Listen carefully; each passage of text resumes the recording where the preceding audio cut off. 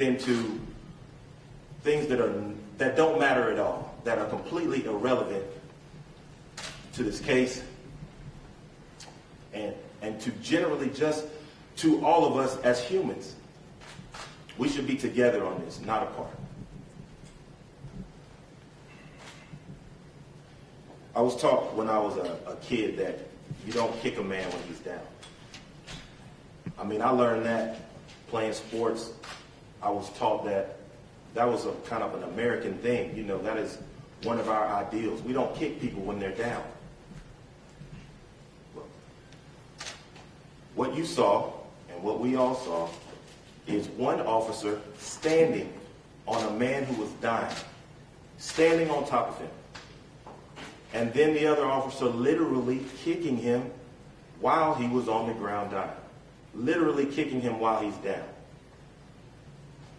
What that showed me as I was watching that press conference is this. America is not America for all Americans.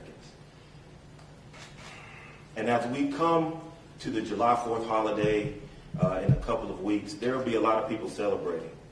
But there will be just as many people who are not going to feel comfortable celebrating, who will still be in the streets fighting for injustice. So, again, we ask everyone, continue fighting, keep doing your part, and stand with and support this family, because right now they really need you. Thank you. I just want to say thank you, and I just hope that everything falls out how it needs to fall out when these officers are charged.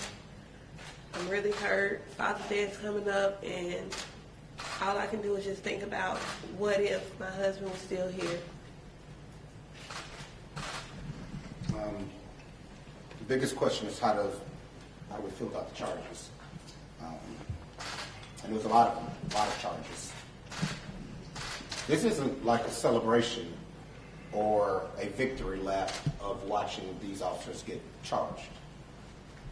Nobody's happy, nobody's celebrating, because this never should have happened.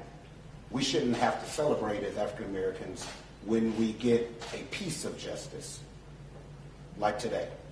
We shouldn't have to celebrate and parade when an officer is held accountable for actions that we saw and actions that we didn't know about until today.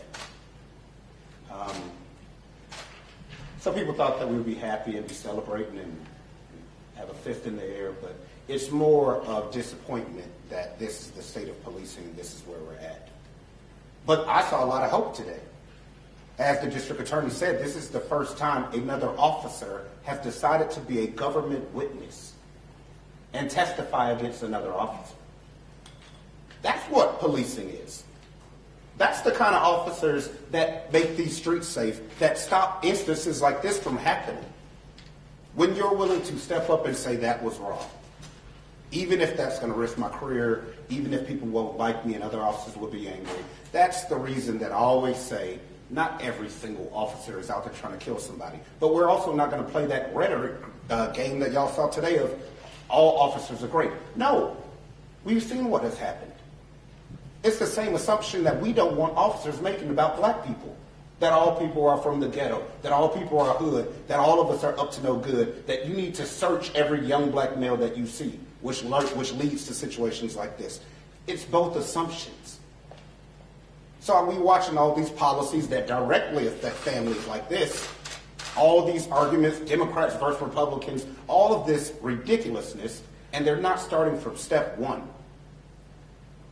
How do we actually fix this and not what's best for your political party? Because the things I saw today, we're going to be back here next year. What's the point of national collection of data if the data is flawed? We have handled cases where the internal affairs reports aren't taken properly. So you'll be collecting data that is nonsensical and doesn't hold officers accountable unless you fix the department internal affairs first. But they don't want reality.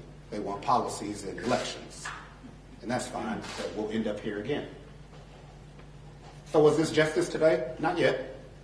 We still don't have a definition for it. It was more heartache that families have to go through this and fight the public to try and get justice for a man that was shot in the back twice. But we do thank everybody in this country for the outpouring of support, the people that are marching for change peacefully, keeping his name alive positively. And maybe one day this country will get it right with policing, and we'll all come together. Brief questions real quick. Mr. Stewart, to your point about the second officer agreeing to cooperate to be a witness, we're now hearing from his attorney, Don Samuel, saying that the district attorney is mistaken, that the second officer is cooperating, but had not agreed to be a witness against the other officer, and has not agreed to plead guilty to anything. Do you have any comment about this update from Don Samuel? Yeah, I didn't believe he would plead guilty to anything, but the statements and information that they've already gotten so far has led them to believe that this is going to help secure the prosecution of the other officer.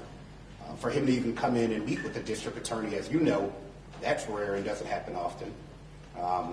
So we look forward to what he has to say and how this will help with the prosecution of the case.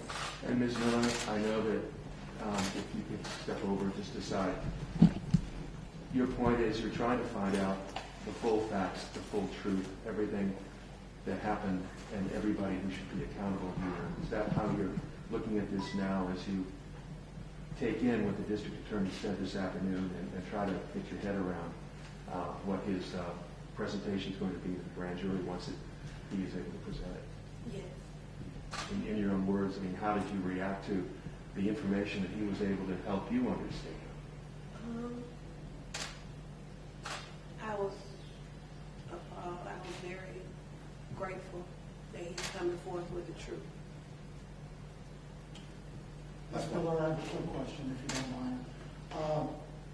As I understand from the district attorney during his statements, you mentioned that you were taking in this information in real time, just like the law work. Right. When you heard some of the details, some of the raw, disturbing details about what happened to Rayshard, with a more than 2-minute delay to render life-saving aid, kicking him, stepping on him, when you heard those details, I can only imagine what you were feeling. Right. I was very hurt. I couldn't imagine being there because I don't know what I would have done if I would have seen that for myself. But I felt everything that he felt just by hearing.